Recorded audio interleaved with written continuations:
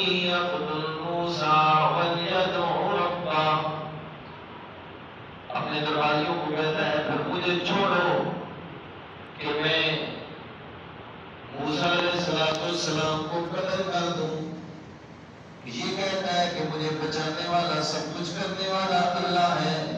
یہ اپنے رب کو پکارے کہ تم مجھے اس میں روکو نہیں کہ موسیٰ کو قتل کرنے کا ارادہ رکھتا ہوں. اچھا انی اخاف ان یبدل دینکم او ان یظہر فی الارض الفساد. کیوں قتل کرنا چاہتا ہوں اسے کہ یہ تمہیں تمہارے باپ دادا کے دین سے ہٹانے کے لیے آیا ہے. مجھے اس بات کا ڈر ہے انی اخاف ان یبدل دینکم، یہ تمہارا دین بھی بدل دے گا. تمہارے باپ دادا جس دین پر تھے اس دین کو تم سے ختم کر دے گا، بدلا دے گا. او ان یظہر فی الارض الفساد، یا یہ زمین میں فساد کرے گا. کیونکہ تمہیں جو کہہ رہا ہے کہ فرعون الہ نہیں ہے، تمہیں جو کہہ رہا ہے کہ تم جن کی عبادت کرتے ہو، تم جن کی پکار کرتے ہو، وہ تمہاری پکاروں کو نہیں سنتے، تمہاری مشکل کشائی نہیں کرتے.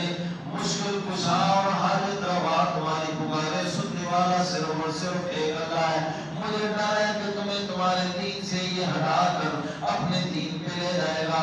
وقال موسیٰ انی عوذت بربی وربکم من کل متکبر.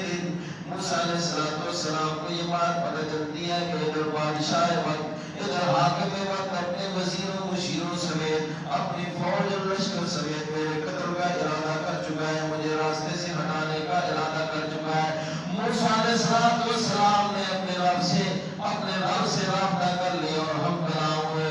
اللہ جب میں چھوٹا تھا تو یہی فرعون مجھے قتل کرنے کا ارادہ رکھتا تھا، مجھے بچایا تو تو نے بچایا ہے.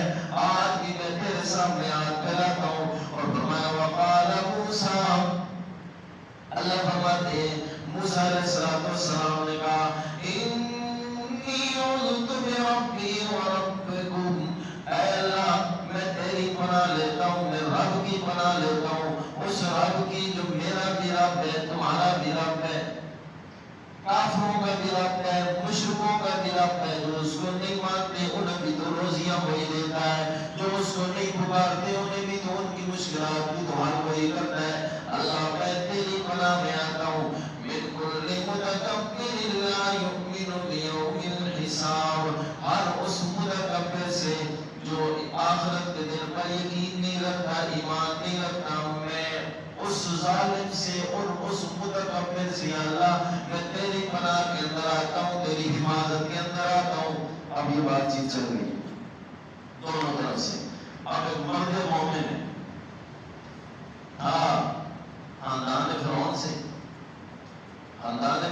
تھا.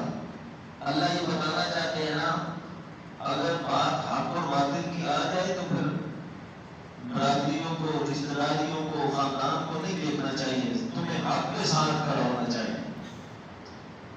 مرد مومن کی یہ پہچان ہے.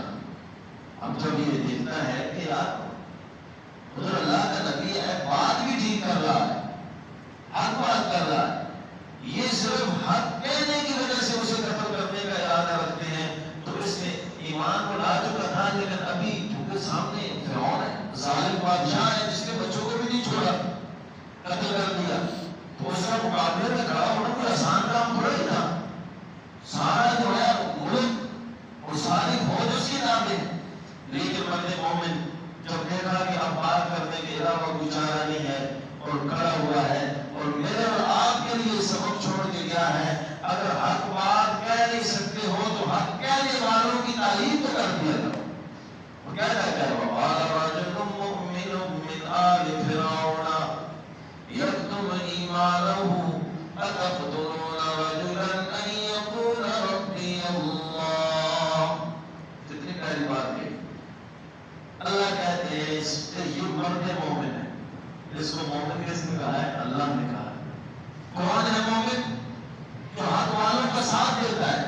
اور حق کیا ہے؟ کہ رب پالنہار، مشکل کشا، حاجت روا، پکاروں کو سننے والا، سجدے کے لائق، بیٹے بیٹیاں دینے والا، وہ صرف اور صرف کون ہے؟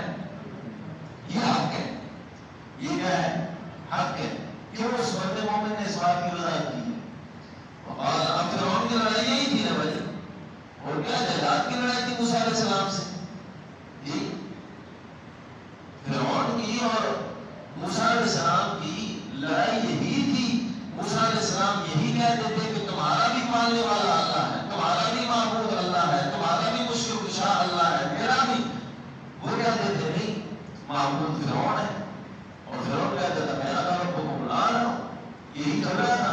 اب اس جھگڑے کی وجہ سے جب قتل کا ارادہ کیا تو یہ مرد مومن اٹھ کے کہتا ہے وقال رجل مؤمن, اللہ کہتے ہیں کہ مرد مومن اٹھا اور بولا, کیا کہنے لگا, من آل فرعون, اے اللہ اس کا تعارف کرا رہے ہیں. کہیں ایسا بھی نہیں تھا کہ وہ پہلے سے ہی موسیٰ علیہ السلام کے خاندان میں سے تھا, یہ قبیلے میں سے تھا, ایسا بھی نہیں.